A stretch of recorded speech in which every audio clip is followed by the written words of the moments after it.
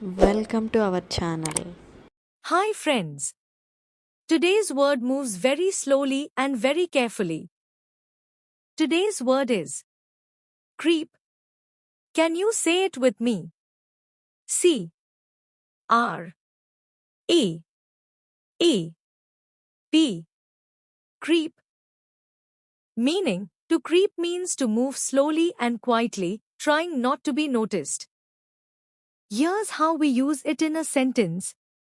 The tiny mouse crept across the kitchen floor. Fun fact. Some vines creep along the ground as they grow. Can you creep? Tiptoe slowly and quietly like a sneaky little cat. Thanks for creeping through today's word. Keep learning, keep exploring, and keep on creeping. See you next time. Thanks for watching.